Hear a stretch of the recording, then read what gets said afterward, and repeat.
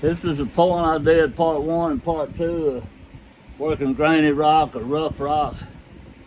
And I said I'm probably gonna make a Dalton out of this. I put the 2 flutes on the side, and I don't know if I'm strong enough to pressure flake it good enough or not, but we're gonna try to do the Dalton. And I'll make you a good deal at the end up if somebody's interested in it. I just don't finish points anymore because I just don't have the willpower. It hurts so bad. The strength of the willpower, but the pain factor is when I push with my legs and my arms and shoulder. It's 10 times more than it is when I just swinging a light billet. I'm not moving nothing but this arm up and down, and just don't bother. It bothers me, but not that much. I can put up with it.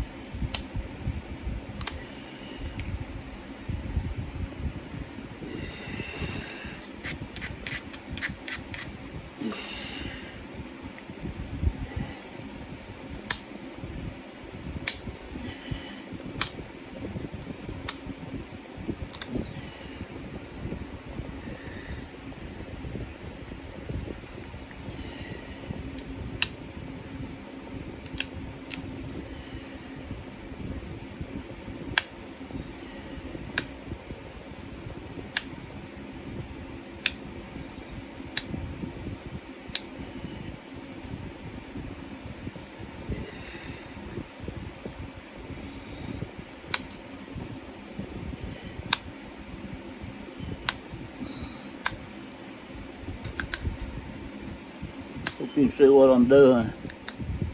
That's another thing, my camera's really not set up for doing pressure flaking. I need a camera up above me here, but we're gonna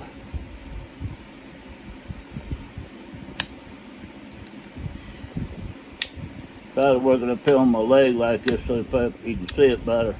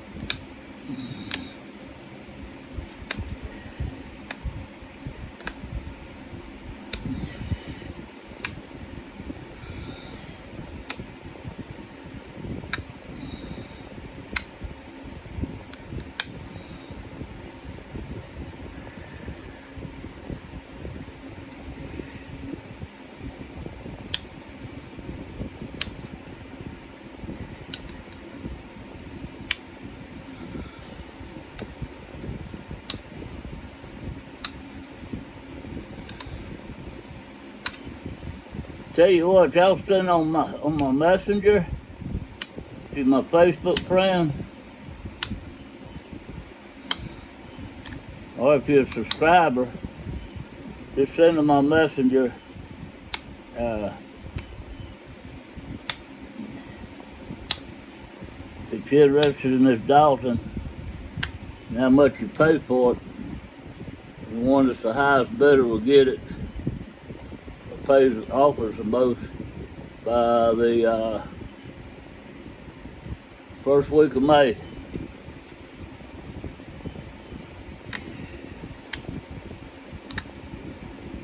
It'll be at after midnight May, the first of May, and the 2nd of May I will pronounce it that morning when I get up. I ain't gonna wait up to midnight to see who the highest bidder is. I promise you I ain't gonna do that.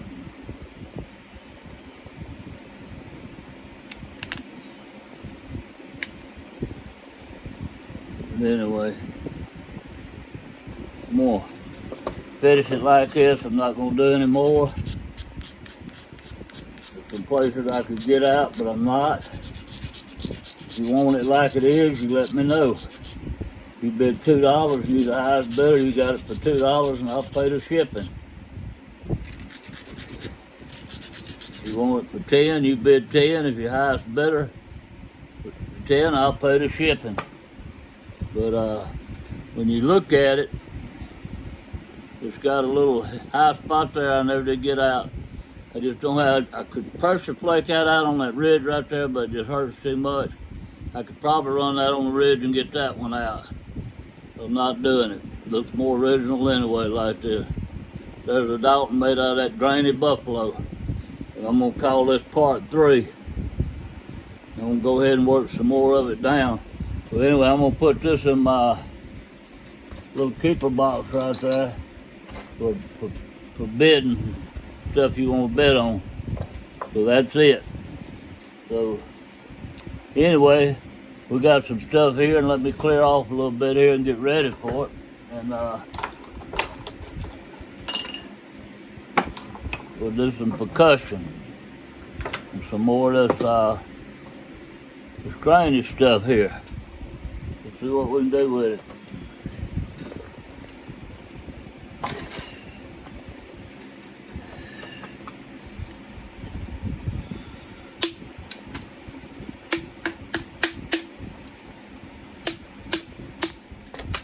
Okay, let's go with this. I got a ridge here, and go down this way and make me a good platform like this. This is what I think I'm gonna do. I'm hitting down this way, and I'm hitting like this. It made me a good platform. I'm gonna really grain it hard. You'll see that platform hit right there. It went right to there. I was hoping it'd go a little further. That's far enough. I always want something to run a little further for some reason.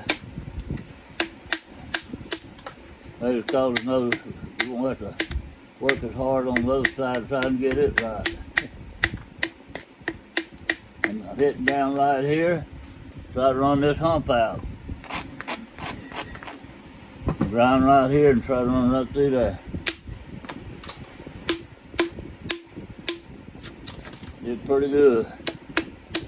Just knocking them little sharp edges off right there. Same thing here. I'm just kind of going around looking to see what needs to be done. All right, right here. Coming up this way on this side.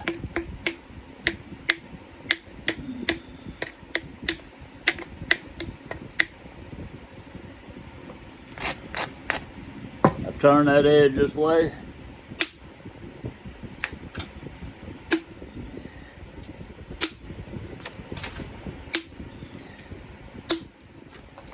Did pretty good. 1, 2, 3, and come back and was able to do another one.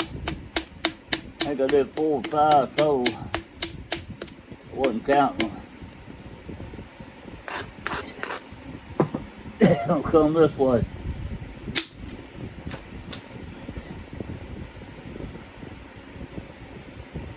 This one is this way, but it's real sharp and it's a narrow entry there. I can't hardly get into it.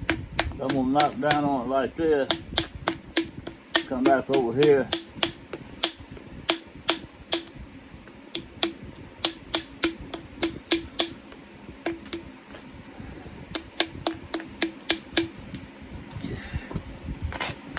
We got a good roll here.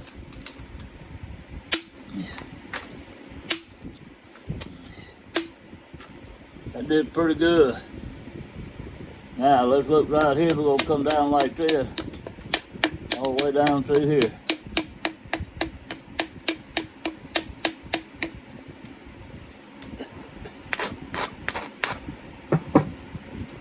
We'll try to come right here. Move up. I didn't grind that. Crush that edge. That's all right. I can get it out right here, I think.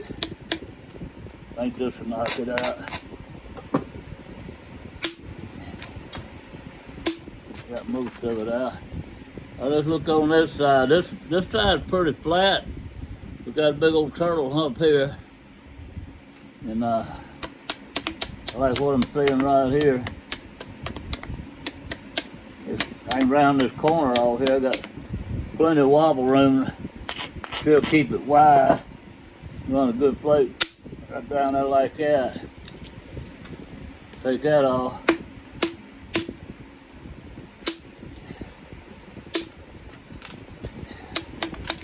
I wasn't doing nothing to him, just kind of widen that out. Not trying to really do anything to make it wider than that. Kind of narrow, like right here. Trying to round that off and make it easier to get your billet in there to it.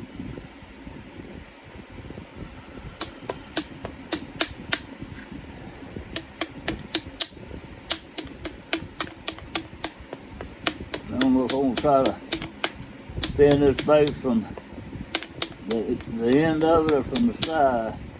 We'll look and see. I think I'm going to do it from the end of it. It's pretty promising. Come this way.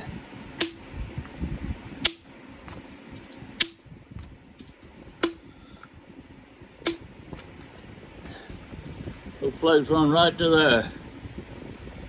Now, if I round this right in here, I can come this way. Like this. I'm saving my length. I'm losing some thickness. I don't know if I can get my billet in here because of this hump right here. I'm gonna have to knock it down some. I'm gonna try to run it just like this. Look at that. Look at all that big hump out. Now, do the same thing right here. I'm not even gonna grind it, I'm just gonna lightly. You don't need much gone there. I'm straightening this. Just then I straighten the point up.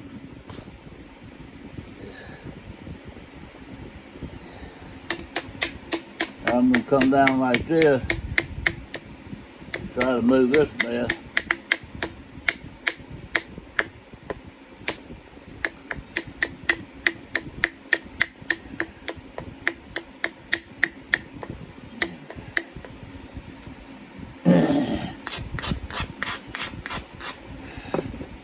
Come this way. Look at that.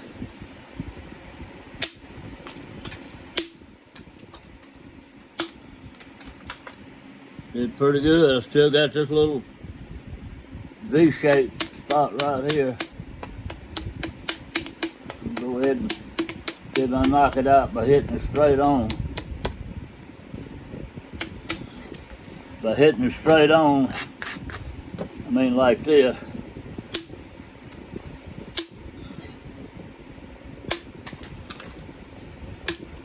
There we go. It's gonna go in the preform box.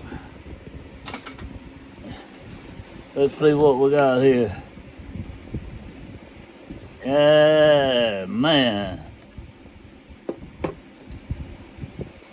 It's been pretty tough.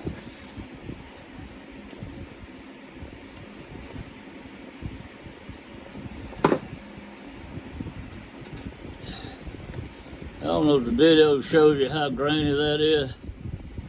It's probably the grainiest one I've done yet. But because I run the heat so high, it works. I got the heat another 100 degrees on load right now. I think I'm on 900 on it. I'm on 850, 900. It'd be 50 degrees if I'm on 850 because I run this on 8. I don't remember. But even though it's grainy, when you're looking at it, look how fine the flakes come off. That's because it had a higher temperature on it.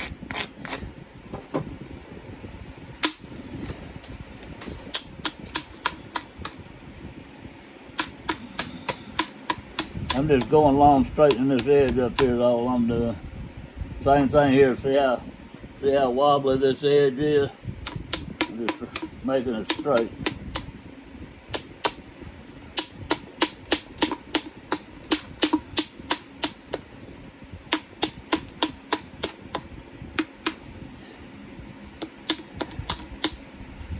Trying to get it more uniform and look at it better and tell more what I need to do.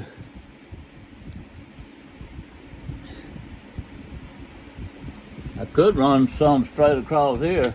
I hit down like this.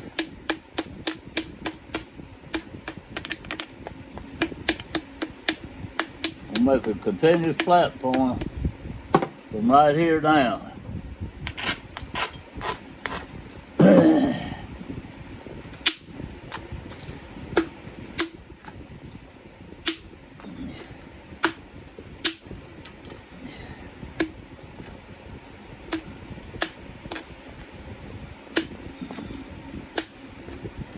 That did pretty doggone good. Let's come on this side, see what happened.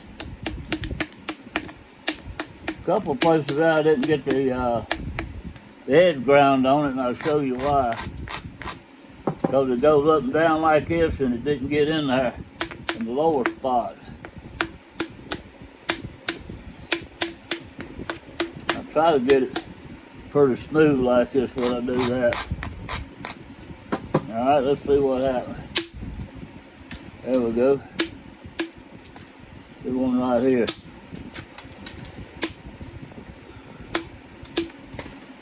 And that looked good. Now, believe it or not, this is thicker down here.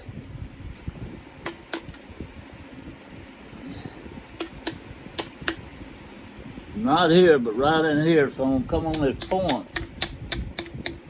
There's a little ridge here. I'm gonna show it to you.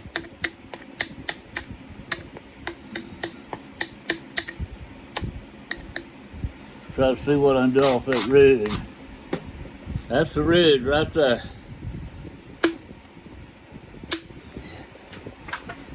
I missed it the first time.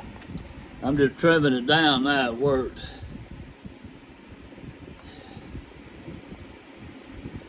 I can't believe what that temperature difference makes on these grainy pieces of buffalo. I was the one that got buffalo started in Tennessee. Gosh, I don't know, shoot. I was napping when I was a teenager, and I started collecting flint probably when I was in my mid-20s or 30s. I just don't remember. 50 years ago seemed like 2 weeks ago to me, so I just ain't gonna say. But Rex Moore and Hal Clark and Jim Beasley and I think it was J.R. I don't remember J.R.'s last name. He was the principal of the school in Clifton, Tennessee. I went up there and did some flint napping for Clark, and somebody found a point right down the road from Clark's place, and they come up telling him about it, some fine point. I think it was a big old Benton as well as I remember. But it was a beautiful point, I remember that, in the Tennessee River somewhere. So I didn't pack all my stuff up, we just all packed in the truck. Went down there to look at it, And Rex Moore was there, and I didn't know him. And I didn't know Jim Beasley, and he wasn't there, but Rex Moore was there. But Hal Clark and J.R. myself went out to look at it. And Hal told them that I could make one just like it. And they said, no, nobody can make Arrowhead. That was a lost art. And so they come down and looked at some of the stuff I made. And some of them was interesting and some wasn't. Some was pretty doggone interesting. And I had plenty of customers back then. I wasn't looking for any customers. But Rex Moore was sure enough interested. And he told me that if I could make him some points, he could get me a truckload of rock. Because I said something about him having a hard time finding rock. And I said, Rex, it's just not any kind of rock that'll work. And I explained to him about it being smooth and stuff like that. So he brought something to his house and he called me and I went up there and stayed with him. And spent the night that night and he invited me to stay with him. And probably 20% of it was good. And I showed him what was good and what was bad and how to grade it. So I had to go back at that and plan on staying. He wanted me to go with him in the creek and help him, but I said, Rex, I gotta get home. So I headed back to the house. And what was good I took home with me. He just gave it to me. And it wasn't, I wouldn't say a month later, probably 3 weeks later, he called me. And he said, I think I really caught on what you're looking for. And I think I have a truckload of it. If you want to come up here and look at it. I said, I just don't know. And this is honestly how the store went. And I said, it might be a while. I said, that's like a 8.5 hour drive for me. He said, well, why don't I meet you halfway on the trace? And I was traveling the trace. That was the shortest route for me. So we figured out what mile marker it was. And it was the first rest stop there on that mile marker close to it. And if y'all ever travel a trace, you know, about every 40 miles, or 20 something, they have a little pull over there where you reach some kind of historical marker or a place to use a bathroom or something. And anyway, we met there, and I had a hammer to test it. And I mean, every dumb piece of it was slick as a baby's butt. I said, that gum, Rex, he caught on fast, and he started laughing. He said, well, ain't much catch on. You showed me what I needed to do. And I said, well, what do you want for it? He said, oh, no, just make me a bunch of points, and Clovis points, and Cumberlands and stuff like that. I said, okay. So when I got home, I didn't have a kill. I was heat treating it in the ground. I blew some up. Some of it turned out great, but anyway, I got him some points. And he told me he's gonna come to the house and talk to me. So he drove down to my house and brought me some more. And I said, Rex, I said, y'all sell this stuff. Do you think I can sell it? I said, yeah. I said, man, I go to nap-ins in Texas. It wasn't probably 4 nap-ins in the whole United States here. I told him, I said, Fort Osage and Texas, and 1 in Florida. 3's all I know of. But anyway, I don't think the one in Florida was yet, too. And I said, I'll take you. And I said, you can ride with me when we go to Texas. I said, it won't be out of your way that much. I don't think. And he said, okay. So I took him to Texas and out there. And he sold a good bit there. And I told him, I said, we're going to make a deal. Now, this is a good pre-form here. I'm not going any further with it. I got, whoa, dang. The door slammed on me. I got a spot right there. I'm going to get out and I'm going to be done. But I said, let's make a deal. I said, I'll get you started this business and I'll give you all the connections. If you're selling this rock for 50 cents a pound, which it was, I said, you let me have it for 25. And I said, that way I'm getting it cheaper than the people I'm connecting you with, because they're my competition. And I said, and I sell rock too. And he said, well, that's a deal. So we went in business together like that, and that's how we got started, selling rock. Well, later on, he went up to $1 a pound, and I was getting it for 50 cents. And when he died, I think he was at $3 a pound. I don't know. That was many years. I'm telling you, he sold rock for a long time. And he told me he was having surgery in a couple of months. When I saw him, he said, well, in a couple of weeks, he called me and told me, I'm going to get your store out in a minute. He's going to have surgery. And I don't remember what it was. It was his shoulder, I think. It might have been his knee. I believe it was his shoulder.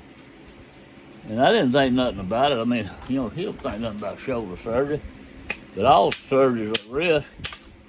I remember when I had heart surgery, had the pacemaker and the defibrillator and all that put in. My wife was worried to death. I'm sitting there saying, well, they do this every day. But you just don't never know. But I forgot about it. He told me about it, but I forgot about it. And I woke up one morning, and that evening, I don't remember if it was in the winter time or what. I'm thinking it was dark. I just come in the house. My phone rang, and it's Rex's daughter. And she said, John, we lost Rex today. I said, do what?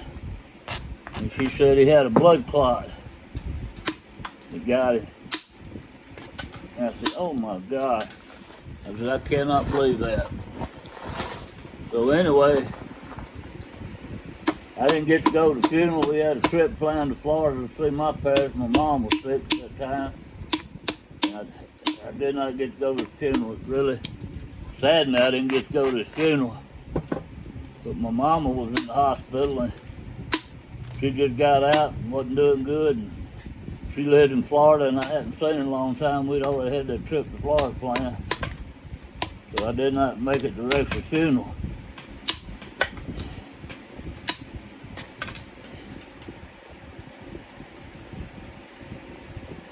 But anyway, his wife called me. She wanted to help me with his estate, all this real arrowheads and stuff like that. And all the stuff he had to help her get prices on it, what to ask for, things like that. And I didn't know that much.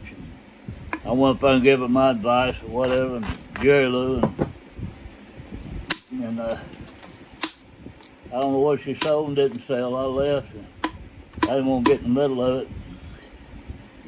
And she told me, she says, as this young man, Rex got too old to get them rocks after all them years. He hired a young man in high school to go with him and help him. And as the guy got older, Rex said, I'm not going to go with you no more. You know what you're doing. You just get them and I'll buy them from you. And I pay you this much money. I taught you how. And the guy was honest, and he didn't ever go against Rex or anything. And he was selling to Rex. Then Rex would make 50 cents a pound off of it. Rex told me that's what he was doing. Well, Jerry Lou said, I don't know why. Rex told me if anything ever happened to him, to give this guy's name. And Rex gave me his name. And I called him up, and he said, I'll make you the same deal I made Rex. And I said, man, that's great. So I went to his house, about 2,000 pounds, a couple of times, and then he gets a job, and he don't want to fool with it no more. He's working like offshore or something. I don't remember. He's working like 12 hours a day and worked so many weeks and off a week or something like that. He said on his off week he wanted to spend time with his family. I told him I didn't blame him a bit. And I lost all my resources.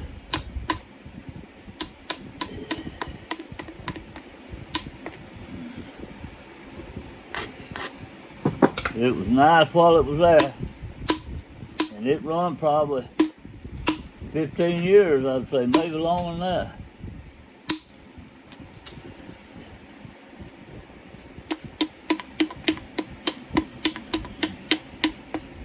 This one is, believe it or not, it's worse than the one I just finished. I said it was so grainy. I kind of got out of it as I got deeper in it, but this one is, got little pinholes all in it. I don't know if you can see them or not. Little tiny pinholes here and there. They really throwing a monkey wrench in it. You can try something, see if it helps. I'm gonna do this one, call it quits too. I think I explained pretty good to you what I was doing on those other. I'm gonna stick with this big hammer. What I was gonna do, I was gonna go to a smaller hammer. So I had looking at how thick it was. I think I'm gonna stick with this one. Now I'm going to a smaller one because I got rid of that thick spot.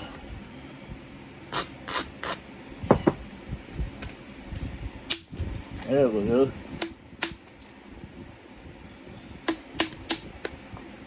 There we go. Starting to shape up. Look at that. I told it to shape up and ship out. I don't think it wanted to ship out.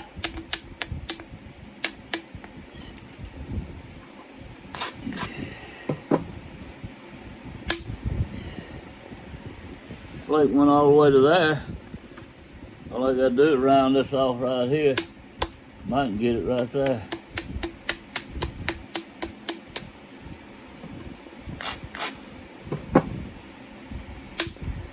That got it.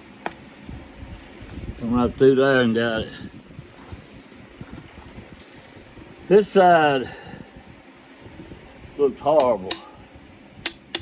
It looks like it's been rode hard and put up wet. A lot of you guys don't know what that means. It means when you ride a horse and you're just foaming and the horse gets to sweating, it looks like foam, like soap sud. And you put him up and you don't wipe him down, that's not good. Especially in cold weather.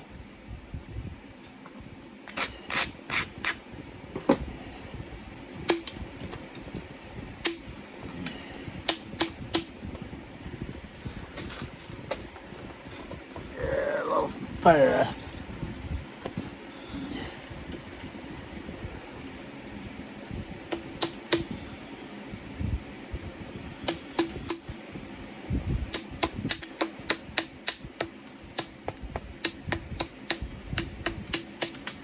I never thought I was a handsome person or a very good looking person or whatever you want to call it. Thought mine made kind of cute a little bit. But the one thing I wished I had that I didn't have, and that was a butt. I can't keep my pants up anymore. Getting a belly on me. Have to get me some suspenders and overalls.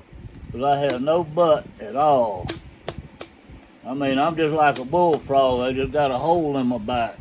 There ain't no butt there, just a hole in my back.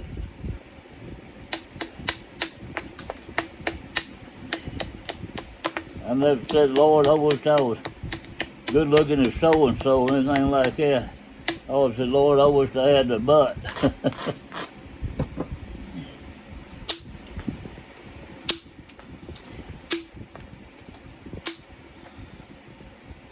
Ooh, broke that one.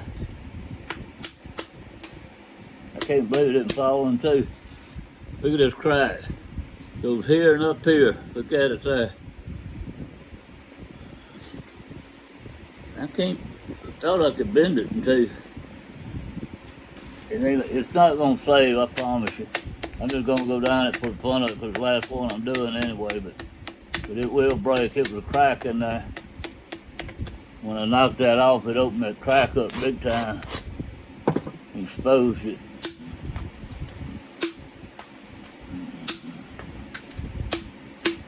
That was a miracle right there that it didn't go. I mean, look at it. You can see it. And it's on this side. Sit on both sides.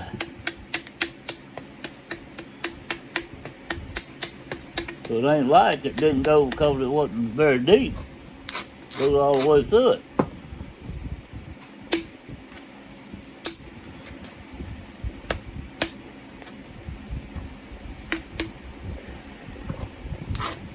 Alright, here we go.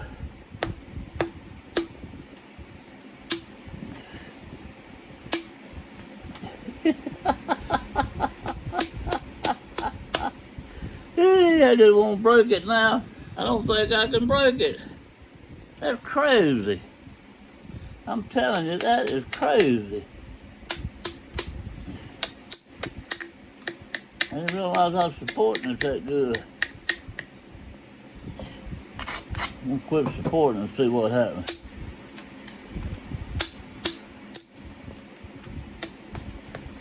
I'll tell you what happened. We went across there and took all that little island out right there.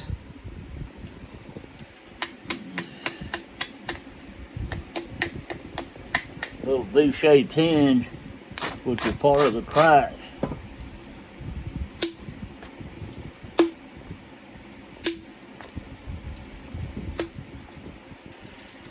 I swear, I've never seen it like this in my life. I mean, I'm sitting there showing it to you on video. Unless it just happened to be a crack on both sides just light and it didn't go through the middle.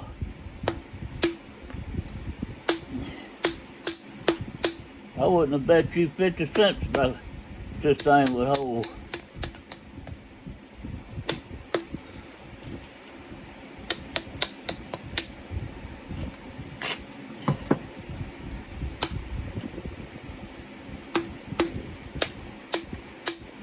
There it goes.